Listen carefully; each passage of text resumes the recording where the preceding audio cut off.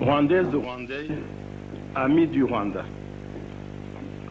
Notre pays continue à faire face, avec courage et force, à l'attaque dont il fait l'objet depuis le 1er octobre passé, de la part d'assaillants fortement armés, en partie d'origine rwandaise, en partie d'origine étrangère, venant de l'Ouganda, et pour la plupart membres de l'armée de libération ougandaise.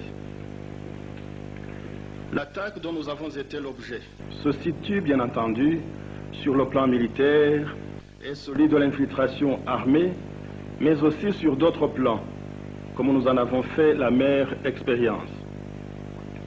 Permettez-moi, militantes et militants, amis du Rwanda, de vous faire part de l'état de la situation concernant les multiples dimensions de l'agression contre notre pays, le Rwanda. Sur le front militaire et celui de l'infiltration dans notre pays de forces ennemies, les nouvelles aujourd'hui sont rassurantes. En effet, l'infiltration d'assaillants et de rebelles dans la préfecture de Kigali est, à l'heure où je vous parle, sous contrôle. Des caches d'armes déposées dans la capitale et ses environs par l'ennemi ont été saisies et surtout la plupart des infiltrés ont été repérés.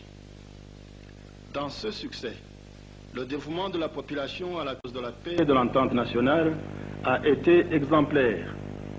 Grâce à elle, les forces de sécurité de notre pays ont été en mesure de remplir leurs tâches. Nous devons, militantes et militants, la plus grande gratitude à notre population, tout attise au maintien de la concorde et de la paix nationale. Mais il y a eu aussi, nous l'avons constaté avec colère et tristesse, au-delà de ce qui semblait raisonnable, une espèce d'excès de zèle de la part de certains, essayant de créer de la confusion en voulant se venger sur des gens dont l'enquête a rapidement révélé qu'ils n'avaient rien à se reprocher. Donc, sur le plan des infiltrations dans la région de Kigali, la situation apparaît sous contrôle. Mais l'ennemi étant ce qu'il est, nous nous devons de garder une vigilance extrême, pas seulement dans les jours qui viennent, mais aussi dans les semaines et les mois à venir.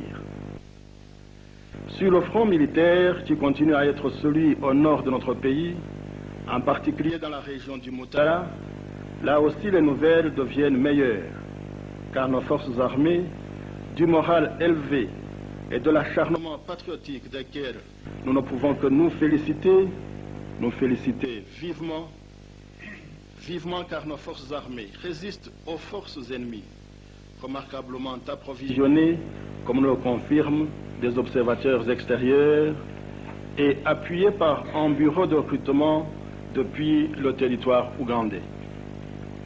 Les combats parfois très violents ont eu lieu et continueront encore aussi longtemps que l'ennemi sera encore à l'intérieur de nos frontières.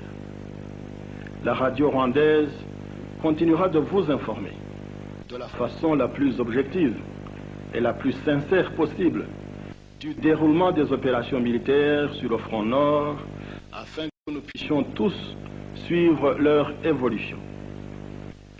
Rwandaises, Rwandais, amis du Rwanda. L'agression contre notre pays n'est pas seulement d'ordre militaire, elle se situe aussi sur le plan de la manipulation des médias internationaux et de la désinformation concernant les réalités vraies de la position rwandaise et celle de l'enjeu de ces événements tragiques qui s'abattent sur notre pays. Comme pour le lancement de l'attaque militaire de notre pays, lancement qui nous a pris au dépourvu, quand un détachement militaire en uniforme a franchi le pont de Kagitumba et pris d'assaut notre poste frontalier, comme pour l'attaque militaire donc, nous avons également été surpris par la violence des manipulations préparées, comme nous le savons maintenant, préparées depuis longtemps, de certains médias occidentaux et non des moindres, en essayant de tourner l'opinion mondiale contre notre pays. Ainsi, militantes et militants, notre pays a fait l'objet et continue à faire l'objet d'attaques et de calomnies, de mensonges systématiques que nous ne pouvons que qualifier de diaboliques. Qui sont ces gens qui, sous prétexte de renverser notre gouvernement, ont recours à cette campagne de salir notre pays? Parfois, nous avons même l'impression que n'importe quel individu peut dire n'importe quoi pour que cela soit reporté dans le monde entier, sans vérification aucune, sans le moindre critique, au mépris de ce que nous considérons comme ressortant de la plus élémentaire déontologie. Mais peut-être est-ce ainsi que des choses fonctionnent. Nous ne pouvons que le déplorer. Cette agression contre notre pays, contre sa réputation, contre ses acquis, sa volonté de progresser, cette désinformation concernant la réalité rwandaise et l'enjeu véritable de ces événements, cette désinformation rwandaise et rwandais, amis du Rwanda, se situe à deux niveaux. Elle a trait d'abord à la situation intérieure prévalente dans notre pays.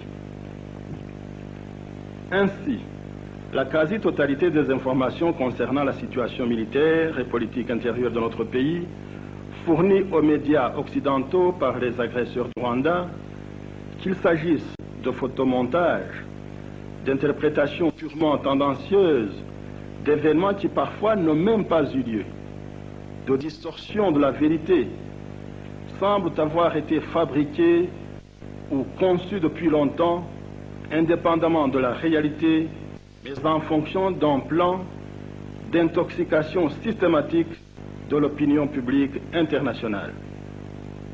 Toutes celles et tous ceux qui connaissent moindrement le Rwanda, tous nos pays amis, attachés à la sauvegarde de presque 30 ans d'acquis d'un développement authentique, d'une coopération sans faille, tous nos pays amis attachés à la paix et à la stabilité de notre région, n'auront aucune peine à prouver que cette désinformation ne peut être que le produit, hélas, d'une machination inqualifiable.